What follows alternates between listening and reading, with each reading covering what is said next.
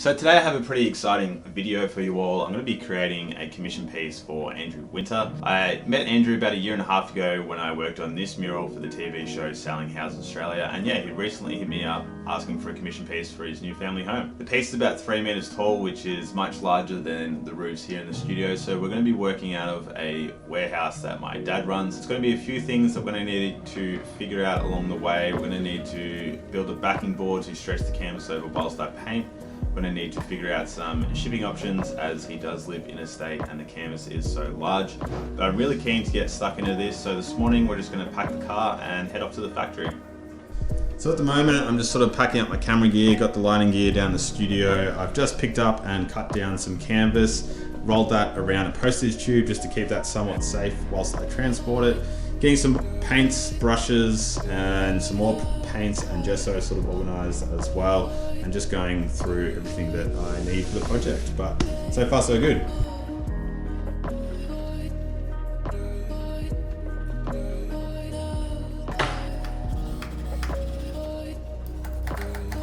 So this is the first board that I built for the project. At first I thought it was going to hold up pretty well, but as you're going to see here in a second, I didn't inset the screws, so they were actually a tad bit raised across the whole panel, and I was worried that when I stretched the canvas over the top I was going to have lumps and bumps. So with the help of Michael there, we built another board that was much sturdier, and as you're seeing here, I'm just stretching the canvas over the top, having the canvas facing down and then stapling them around all of the edges, and yeah, it turned out pretty well.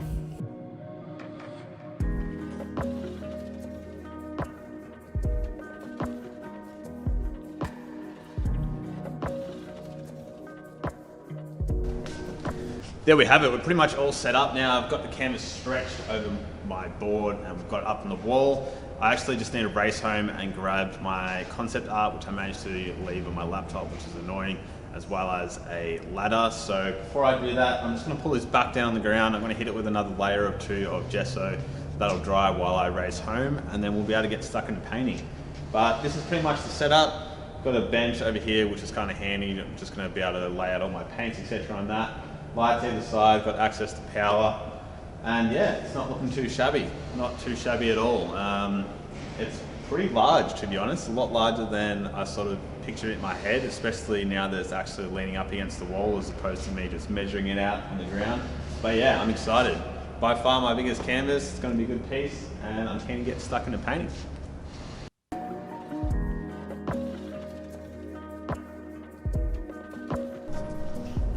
And all I've got here is some gesso as well as some water, and I'm just going to give this a good mix so that I can thin it down a bit, and we're just going to hit that canvas with 1 or 2 coats and then we'll be good to get stuck into painting.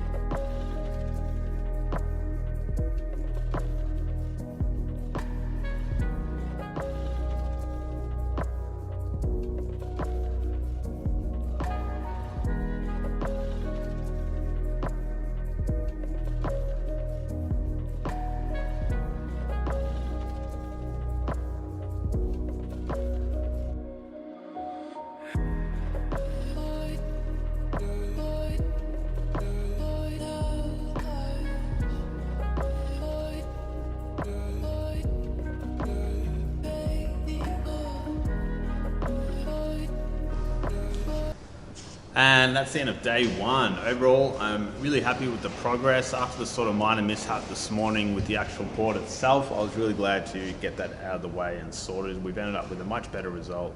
And massive shout out to Stan and Miguel for helping me with that. Then I managed to stretch the canvas over the board. I re-gessoed the canvas, which was a big benefit because it actually pulled out quite a lot of these minor creases that I had from transporting the canvas from home to here. So I was really happy with that result. Penciled in my design, and then I'm just working top to bottom because we sort of get more and more detailed as we get to the bottom of the canvas. And yeah, overall it was a really good start. I'm really happy now with my setup. I'm gonna go climbing tonight and keen for a big day painting tomorrow. See you then.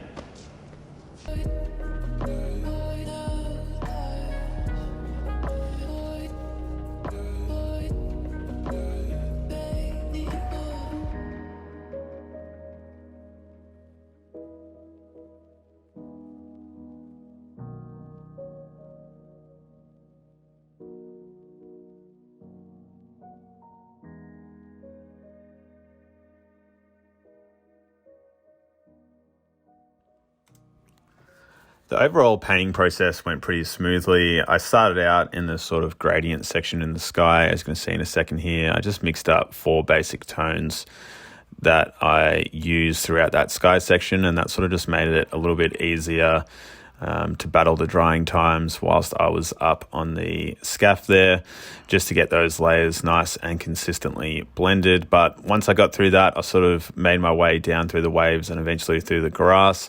My objective there was to just eliminate all of that white stark canvas, and that allows me to see colors a little bit easier and start to build up those tones and values. Then I sort of got stuck into this wave section here. I sunk quite a lot of time in here, almost probably the same amount of time I would say as I did on the grass, even though this section is a lot smaller, but it was a little bit more complex in terms of the actual values, getting those foreground and sort of background sections sitting correctly, and then getting all of the detailed areas in as well. But overall, I was really happy with how this turned out. Then I sort of just made my way down onto the figures, made sure they were in the right position, and made sure that they were looking like they were sitting within the composition correctly. And I eventually made my way down to the grass, which you're going to see here shortly, which was probably one of the more time-consuming sections, but it turned out awesome, and I was really happy with the result on that. The working space, I was really lucky to be able to work here for the handful of days that I was there, and it turned out to sort of be a perfect spot. There's no way I really would have been able to do this at home. I was originally considering doing it outside, and it just would have been a lot more difficult, especially because the weather was pretty iffy this time of year here in Melbourne.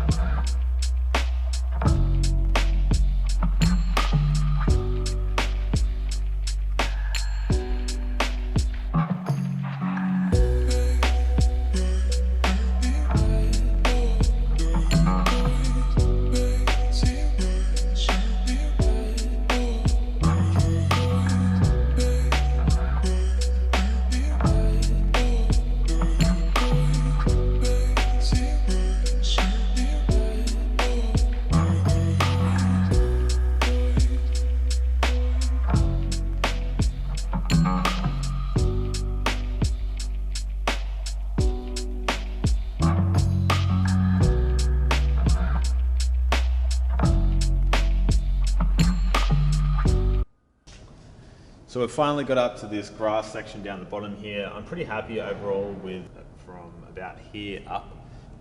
There's a few areas in this sort of water section, middle section, that I do want to come back to and sort of finish off and touch up. But I need a bit of a mental break from there. So for now, I've dived down to the grass section.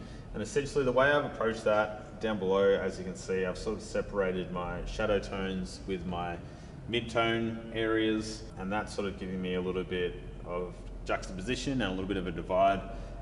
Then I'm coming with my brush and basically start to flesh out some really light, soft tones bringing in some sort of slightly darker tones, trying to connect these sort of two shadow sections together a little bit, and then coming over the top again with an even lighter tone, and just building my layers and my strokes, and just trying to really create that sense of depth as I go. From here on out, once I've sort of done the majority of the canvas using this method, then I'll come over the top again with an even lighter tone, and that will sort of act as my highlights and really pull certain areas towards the viewer, and make sort of certain sections really pop a lot more and really add to the effect quite nicely. But for now, I've got quite a lot of work to do. It's about 2.5 days on the canvas so far. I'm really hoping to have it done by Thursday. Then that way I can let it dry over the weekend, come back Monday, pull it down, varnish it, and we'll be good to go. But for now, got quite a lot of work to do. I'm going to finish the afternoon building up these layers, and yeah, see how we go.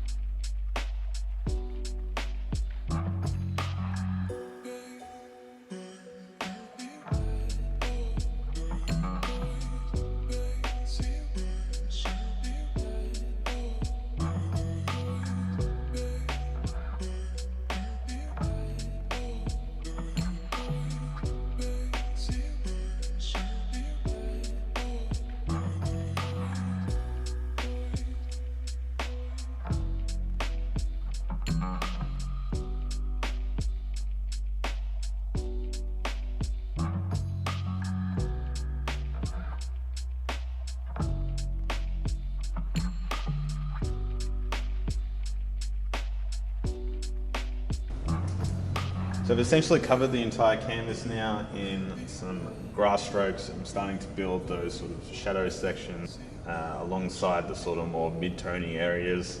And now I've just mixed up more of a highlight layer for my grass, and that is really going to separate the sort of shadows from the highlights and really make that grass pop. And it's also going to bring down the sort of overall color saturation on this bottom section so that we can sort of match those pastel tones up the top.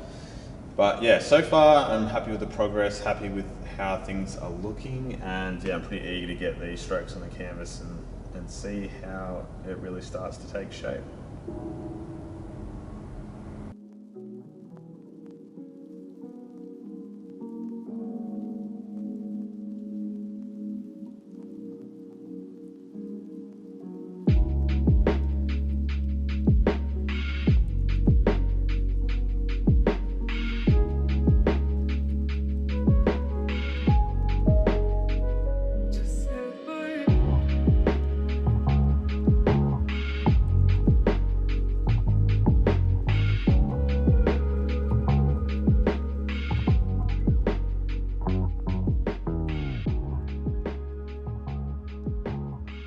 Say hi to the camera. Hi. The painting's finished and we're going to get varnish, and Tasha's coming along for the ride. Bloody twinkle toes over here. So the painting's finished. Now we somehow need to lay this down flat, and then we can varnish it whilst it dries, and allow it to dry whilst it's flat even. And we're using matte varnish because he wants the tones to be super pastel-y and doesn't really want that wet look. So we're going to work our way from the top of the painting down to the bottom and just kind of cross hatch as we go.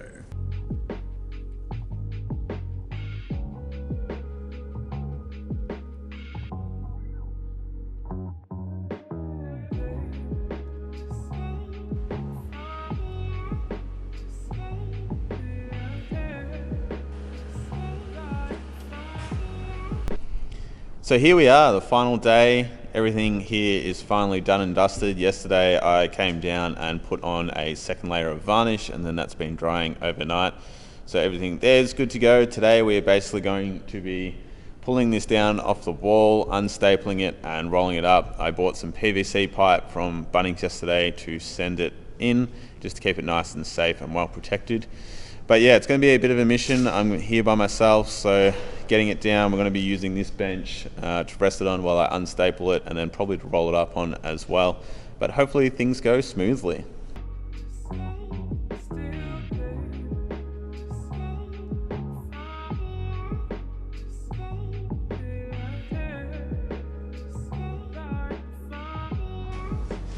So I've just gone along and removed all the staples from the back of the canvas, and then as you can see I've also just trimmed off a little bit of the excess canvas on each side where it was like really wide, just to make it a little bit easier to roll, but also allowing enough for them to be able to re-stretch it when they take it to the framing shop.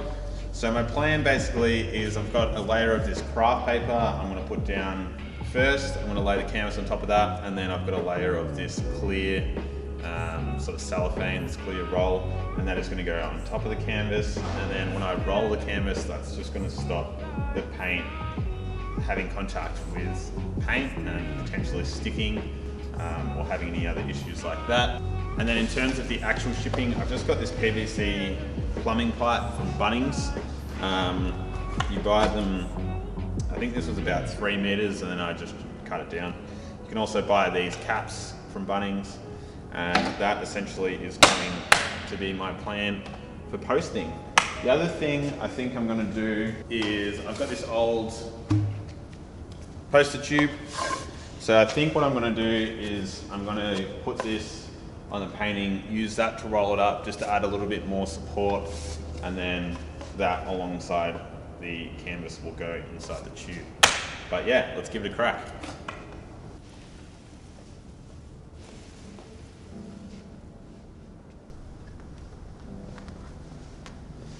And there we have it. So craft paper underneath, canvas on top of that, and the clear cellophane on top of that.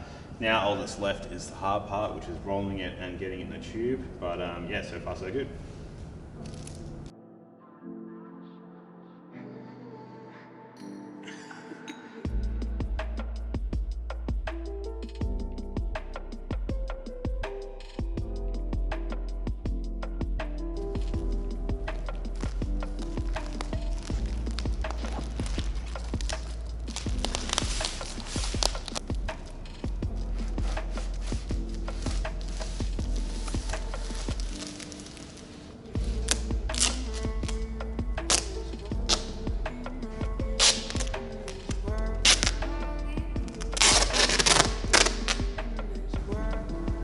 And there we have it, guys. That is going to bring us right on up to the end of the video. I hope you have enjoyed this project as much as I did. We had a few sort of hurdles and obstacles along the way.